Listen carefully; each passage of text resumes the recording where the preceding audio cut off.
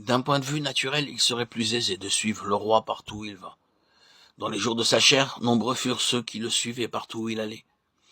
Il n'aurait jamais manqué un rendez-vous, ne serait-ce que pour voir ses œuvres puissantes. Bon, n'a-t-il pas dit qu'il y aurait des pains et des poissons? En revanche, ceux dont nous parlons suivent l'agneau, ceux qui veut dire qu'ils sont disposés à partager la communion de ses souffrances. À l'instar de l'apôtre qui fut le premier à utiliser cette expression.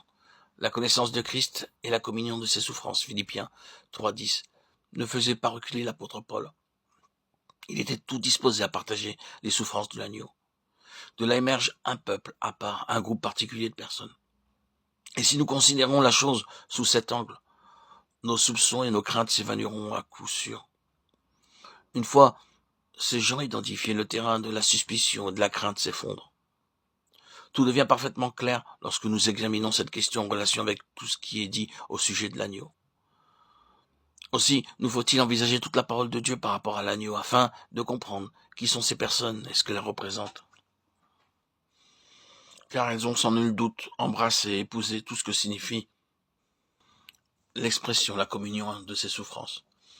Elles ont fait corps avec l'agneau, sa vie, son caractère et son œuvre. Voici le sens de ce passage. Primo, nous sommes en présence d'un groupe de personnes qui se démarquent et se distinguent par une communion hors du commun avec Christ, en sa qualité d'agneau. Soulignez le mot agneau, le nom agneau avec tout ce qu'il représente. Puis vous voyez dans ce passage un peuple jouissant d'une relation particulière avec le Christ agneau, et lié avec ce que lui-même entend par le mot agneau. Il ne fait guère de doute que cette phalange reçoit des honneurs particuliers.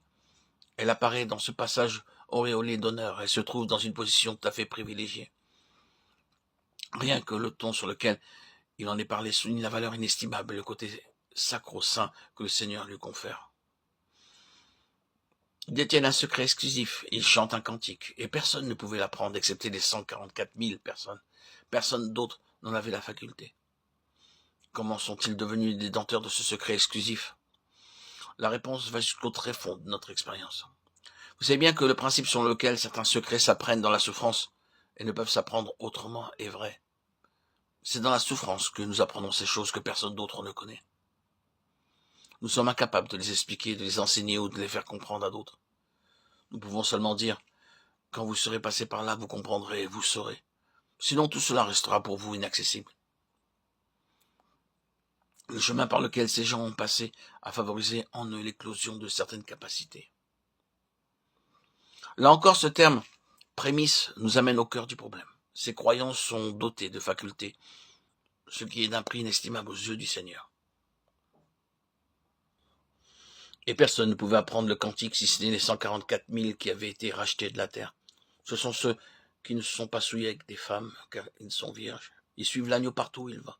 Ils ont été rachetés d'entre les hommes comme des prémices pour Dieu et pour l'agneau. Et dans leur bouche, il ne s'est point trouvé de mensonge, car ils sont irréprochables. Apocalypse 14, 1, 5. Bien évidemment, le mot prémisse y fait allusion de manière explicite ou sous-jacente. Ce terme amène au cœur du problème. Ces croyants sont dotés de facultés, ce qui est d'un prix inestimable aux yeux du Seigneur. Ce qui vient en premier et qui est appelé prémisse est toujours déterminant. C'est un principe de la parole de Dieu, que la première mention d'une vérité renferme toujours en elle-même tout ce qui en découlera par la suite. Ce peuple, cette phalange, a une valeur intrinsèque, la capacité de donner à être créé en elle. La figure utilisée change à la fin du livre de l'Apocalypse. Il y a la cité et du trône même sort ce qui est destiné à la guérison des nations. Les nations bénéficient de ce qui provient de cette partie centrale.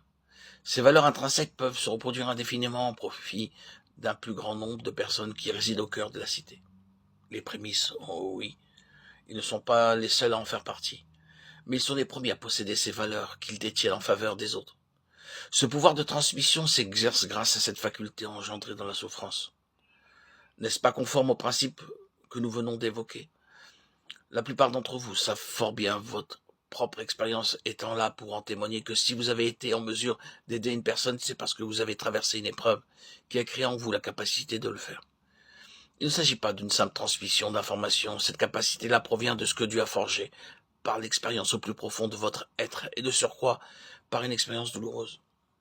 C'est de cette manière-là que ces individus ont acquis le droit de gouverner en premier. Ils gouvernent par leur capacité et leur aptitude à donner et à transmettre.